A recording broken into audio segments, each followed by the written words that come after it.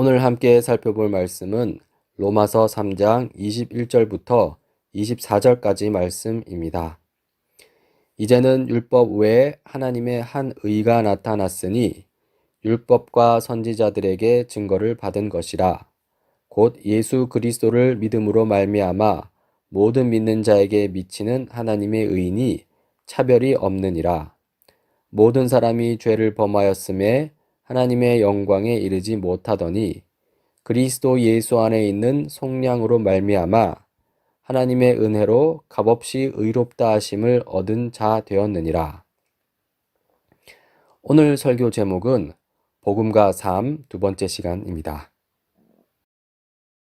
복음이 사람의 마음을 어떻게 변화시키는가? 지난 시간에 이어서 나머지 부분을 오늘 좀 살펴보고자 합니다. 이 복음은 다음과 같이 말합니다. 우리의 정체성은 더 이상 나의 도덕적 성과에 달려 있지 않다. 우리는 무조건적인 사랑을 받는다.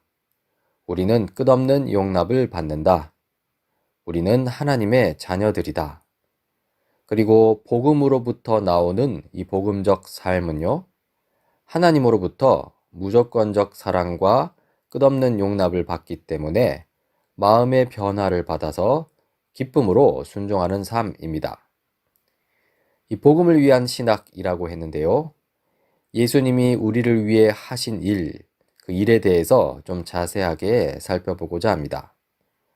여기 복음에 관한 질문이 있습니다. 우리는 어떻게 하나님으로부터 무조건적인 사랑을 받을 수 있으며 어떻게 끝없는 용납을 받을 수 있는가? 라는 질문이죠.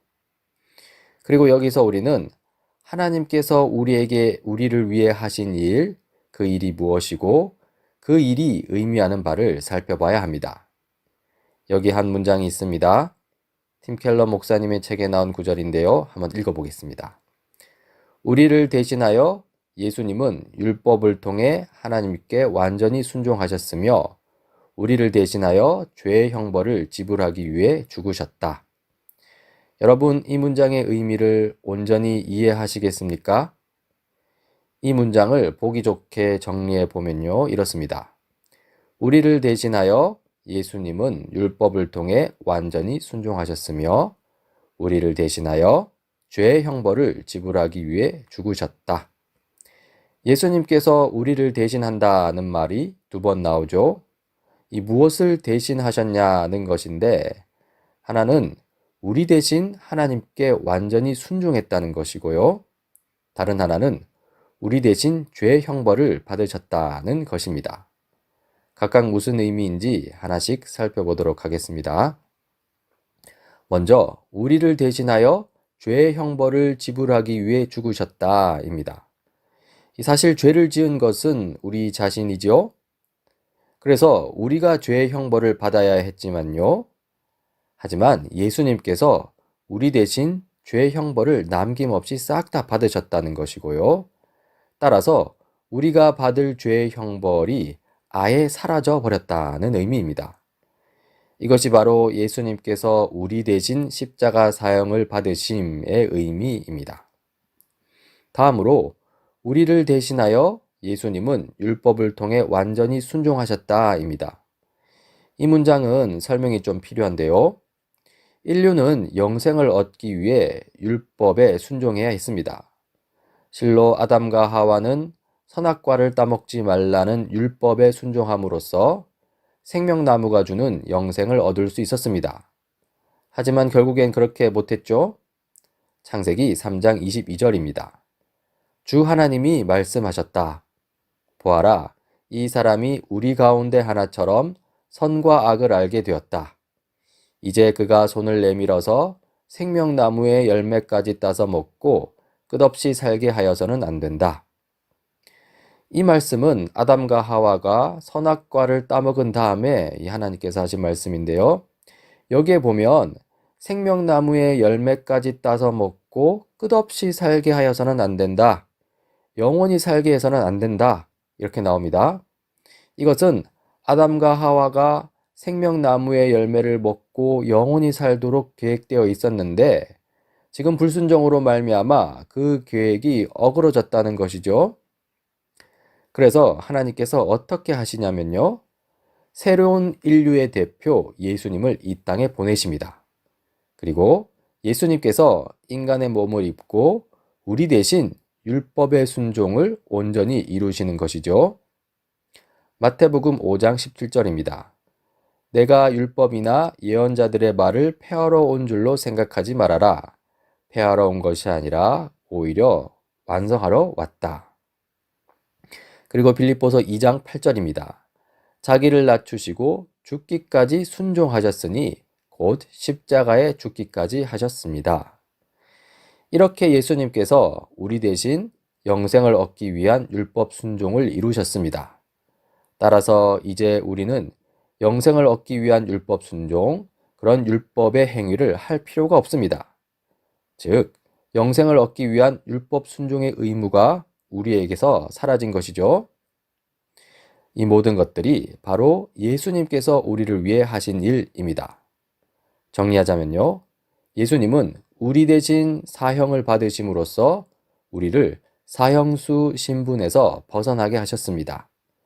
이것이 바로 우리를 대신하여 죄의 형벌을 지불하기 위해 죽으셨다는 말의 의미이고요. 그리고 또한 예수님은 우리 대신 영생을 위한 율법 순종을 이루심으로써 우리를 영생, 곧 하나님의 자녀의 신분으로 들이셨습니다. 그리고 이것이 바로 우리를 대신하여 율법을 통해 하나님께 완전히 순종하셨다는 말의 의미입니다. 그리고요, 예수님께서 우리를 위해 하신 일, 그 일을 우리는 하나님의 의라고 표현할 수 있습니다. 이 하나님의 의라고 했는데요, 로마서 3장 22절입니다. 하나님의 의는 예수 그리스도를 믿는 믿음을 통하여 오는 것인데 모든 믿는 사람에게 미칩니다. 거기에는 아무 차별이 없습니다. 여기서 우리는 이 하나님의 의, 그리고 예수 그리스도를 믿는 믿음이라는 구절을 보는데요. 먼저 하나님의 의는요, 예수님께서 우리를 위해 하신 일입니다. 우리 대신 십자가에서 죽으심으로써 죄 형벌을 감당하신 것이고요. 우리 대신 율법에 순종하심으로써 획득한 영생의 공로를 가리킵니다. 다음으로 예수 그리스도를 믿는 믿음이라고 했는데요. 이 믿음은 하나님의 의를 우리에게 가져오는 운반 도구입니다. 예수님을 믿는 믿음을 통해 죄 형벌 면제가 우리에게 와서 적용되고요. 또 예수님을 믿는 믿음을 통해 이 영생의 공로가 우리에게 와서 적용되는 것이지요. 로마서 3장 22절을 다시 읽어보면요. 하나님의 의는 예수 그리스도를 믿는 믿음을 통하여 우리에게 오는 것인데 모든 믿는 사람에게 미칩니다. 거기에는 아무 차별이 없습니다. 그리고 우리는 여기서 복음에 담긴 은혜를 봅니다. 로마서 3장 24절인데요. 사람은 그리스도 예수 안에서 얻는 구원으로 말미암아 하나님의 은혜로 값없이 의롭다는 선고를 받습니다. 네, 복음은 다음과 같은 사실입니다. 우리의 정체성은 더 이상 나의 도덕적 성과에 달려 있지 않다. 우리는 예수님 때문에, 정확하게는 예수님이 우리를 위해 하신 일 때문에 하나님으로부터 무조건적인 사랑을 받는다. 우리는 예수님 때문에, 즉 예수님이 우리를 위해 하신 일 때문에 하나님께 끝없는 용납을 받는다. 우리는 예수님 때문에, 그러니까 예수님이 우리를 위해 하신 일 때문에 영생을 얻고 하나님의 자녀들로 인정받는다. 이 복음을 믿는다면 이 결핍이 사라집니다. 항상 존중받아야 하고 감사 인사를 받아야 하고 인정받아야 할 필요가 사라집니다. 내 삶의 모든 일이 잘 풀려야 한다고 생각하는 그런 어리석음이 사라집니다. 내 자녀와 가족, 이웃을 통제하는 힘을 가질 필요가 없어집니다. 그러니 예수님의 은혜를 생각하세요. 복음을 생각하세요. 복음으로 마음의 변화가 생겨서 넉넉히 베푸는 사람이 될 때까지 그렇게 하세요. 하나님으로부터 예수님께서 우리를 위해 하신 일에 근거하여 무조건적인 사랑과 끝없는 용납을 받았기 때문에 하나님의 자녀가 되었기 때문에 마음의 변화를 받아서 기쁨으로 순종하는 삶을 사는 것이죠. 이제 이 복음적 회개에 대해서 살펴보고자 하는데요. 이 복음에 합당한 삶을 살지 못할 때 이 복음에 합당한 삶을 향하여 나가는 방법이라고 할 수 있습니다. 실로 회개는요, 온전한 그리스도인의 삶을 이루어가는 유일한 방법입니다. 우리가 예수님의 성품을 깊고 빠르게 닮아가고 있다는 최고의 표지가 되죠. 저번 시간에 이 세 가지 삶의 방식에 대해 살펴보았습니다. 이 비종교적 삶의 방식은 하나님을 거부한 채 자신의 뜻대로 사는 것입니다. 종교적 삶의 방식은 하나님의 뜻에 순종해서 자기 스스로 구원에 이르려는 것이고요. 그러니까 나의 순종을 통해서 나의 구원을 얻으려는 것, 곧 율법주의적 삶입니다. 이 복음적 삶의 방식은 하나님이 주신 구원에 감사해서 하나님의 뜻에 순종하려는 것이고요. 즉, 주님 주신 구원 때문에 주님께 순종하는 것, 곧 은혜의 삶입니다. 이 회개에 대한 입장도 이 세 가지로 정리할 수 있는데요. 비종교적 삶을 사는 사람은 전혀 회개하지 않습니다. 이 종교적 삶을 사는 사람은 단지 자신의 죄에 대해서만 회개하고요. 이 복음적 삶을 사는 사람은 죄뿐만 아니라 자기 의에 대해서도 회개하죠. 좀 더 자세히 살펴보자면요. 이 종교적 회개와 복음적 회개로 나누어 생각해 볼 수 있습니다. 이 종교적 회개는 형벌이 두려워서 하는 회개입니다. 왜냐하면 그리스도 십자가로 말미암아 죄 문제를 해결하지 못했고 죄에 대한 공포감이 그의 삶 전반에 퍼져 있기 때문이죠. 하지만 이 복음적 회개는 형벌이 두려워서 하는 회개가 아닙니다. 나의 죄에 대한 형벌은 이미 예수님께서 나 대신 십자가에서 다 감당하셨기 때문이죠. 그런 게 아니라 이 죄에 대한 혐오 때문에 하는 회개입니다. 하나님이 죄를 미워하시기 때문이고요. 그래서 나도 죄를 미워한다는 것입니다. 다시 종교적 회개는요. 내가 비참한 심정으로 깊이 후회하고 있을 때 그렇게 후회하고 있기 때문에 그렇기 때문에 용서받을 자격이 있다고 생각하고 하나님을 설득하려 합니다. 이런 회개는 피상적인 기도에 머무르고 맙니다. 형벌만 피하면 된다고 생각하죠. 이 최소한의 회개라고 할 수 있습니다. 그리고 종교적 회개는 내 행위에 머무르는 기도입니다. 문제를 벗어나지 못하고요. 해결책이 되지 못합니다. 문제 많은 내 행위, 이 비참한 나 자신에게 머무르기 때문에 그렇습니다. 그러나 이 복음적 회개는요. 그리스도의 십자가 죽으심을 기억하고요. 따라서 하나님으로부터 사랑받고 용납받고 있음을 알고 있습니다. 이런 복음적 회개는 깊은 기도에 이릅니다. 용서받음에 의지하여서 하나님과의 깊은 교제를 갈망하는 기도이고요. 또 하나님을 향한 기도입니다.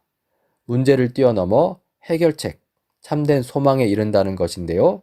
나 자신의 비참함을 뛰어넘어 예수 그리스도께서 주시는 소망에 안착하는 것이죠. 이런 복음적 회개는 여러 특징을 가진데요. 그 특징 첫 번째입니다. 이 복음적 회개는 교만에 대항하여 깊은 겸손으로 우리를 이끕니다. 상대방을 무시하거나 경멸한 적이 있습니까? 겸손 가운데 회개해야 합니다. 상대방의 비난, 무시, 경멸에 상처받은 적이 있습니까? 교만한 자아가 상처받는 이 자신의 모습을 회개해야 합니다.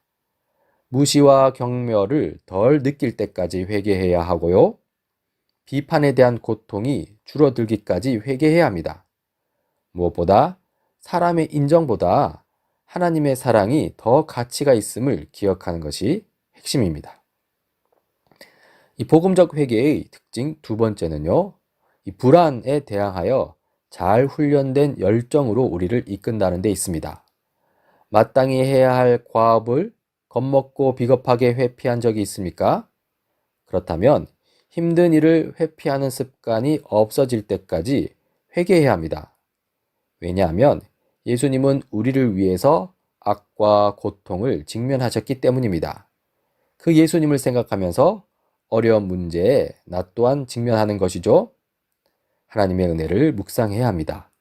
전략적 담대함을 경험할 때까지 묵상하라고 하는데요. 주님이 주시는 지혜와 용기가 필요합니다. 그리고 불안과 걱정에 빠지거나 성급하고 충동적으로 행동한 적이 있습니까? 그렇다면 불안함이나 성급한 행동이 없어질 때까지 회개해야 합니다. 왜냐하면 예수님의 죽으심이 하나님께서 우리를 돌보시며 인도하신다는 것을 증명하기 때문입니다. 하나님의 은혜를 묵상해야 합니다. 차분한 사려 깊음을 경험할 때까지 묵상하라고 하는데요. 주님이 주시는 위로와 평안이 필요합니다. 이 복음적 회개의 특징 세 번째는요. 무관심에 대항하여 불붙는 사랑으로 우리를 이끈다는 것입니다. 누군가에게 불친절하게 말하거나 그에 대하여 함부로 생각한 적이 있습니까? 그렇다면 차가움이나 불친절이 없어질 때까지 회개해야 합니다. 이때 우리를 향한 예수 그리스도의 희생적인 사랑을 생각할 필요가 있습니다. 그 사랑으로 내 이웃을 따뜻하게 대하는 것이죠. 그리고 누군가에게 조급하거나 짜증이 난 적이 있습니까? 그렇다면 조급함이 없어질 때까지 회개해야 합니다. 우리를 향한 주님의 인내를 생각하면서요. 나 또한 내 이웃에게 인내를 행하는 것이죠. 다른 사람에게 무관심하거나 무심한 적이 있습니까? 그렇다면 무관심이 없어질 때까지 회개해야 합니다. 하나님이 얼마나 우리에게 깊은 관심을 가지고 있는지 생각하면서요. 나 또한 이웃에게 작게나마 관심을 가지고 돌아보는 것이죠. 그렇게 따뜻함과 애정을 표현할 수 있을 때까지 하나님의 은혜를 묵상하는 것이 필요합니다. 이 복음적 회개의 특징 네 번째는요. 하나님을 향한 신실성으로 우리를 이끈다는 것입니다. 하나님의 영광, 이웃의 유익을 위해 일하는가? 아니면 인정 욕구, 편안함에 대한 사랑, 통제 욕구, 인정과 권력의 결핍, 또는 주변 시선에 대한 두려움 때문에 일하는가? 이렇게 자문해 보고요. 이 자기 중심성에 빠져서 깊은 결핍에 빠져 있다면요. 예수님이 우리의 기쁨과 즐거움이 되실 때까지 회개해야 합니다. 예수님만이 우리의 필요를 공급하시는 분임을 기억하는 것이죠. 지금까지 복음적 회개의 특징을 살펴보았는데요. 회개는 한 번 하고 끝나는 게 아님을 알 수 있습니다. 회개는요, 타락하고 부패한 내 마음의 자기 중심성을 무너뜨리는 반복되는 작업입니다. 타락한 내 마음이 자기 중심성을 세우면 회개 가운데 다시 무너뜨리고 또 세우면 다시 무너뜨리고 그 일이 계속 일어나는 것이죠. 따라서 복음적 회개의 본질은요, 자기 중심성을 무너뜨리고 그 자리에 복음을 세우는 것입니다. 복음이 나를 훈련하고 단련하고 가르치도록 해야 합니다. 복음이 나의 삶에 대해 문제 제기하도록 해야 하고요. 복음이 내 마음 깊숙이 자리 잡도록 노력해야 합니다. 나의 동기와 관점과 태도가 바뀔 때까지 계속해야 합니다. 따라서 앞서 말씀드렸다시피 이런 회개는요, 온전한 그리스도인의 삶을 이루어가는 유일한 방법입니다. 우리가 예수님의 성품을 깊고 빠르게 닮아가고 있다는 최고의 표지가 됩니다. 네, 복음을 기억합시다. 우리의 정체성은 더 이상 나의 도덕적 성과에 달려있지 않습니다. 우리는 예수님 때문에 하나님으로부터 무조건적인 사랑을 받습니다. 우리는 예수님 때문에 하나님께 끝없는 용납을 받습니다. 우리는 예수님 때문에 하나님의 자녀로 인정받습니다. 그리고 복음적 삶을 삽시다. 하나님으로부터 예수님이 우리를 위해 하신 일에 근거하여 무조건적인 사랑과 끝없는 용납을 받기 때문에 하나님의 자녀가 되었기 때문에 마음의 변화를 받아서 기쁨으로 순종하는 삶을 사는 우리 모두가 되길 간절히 바랍니다.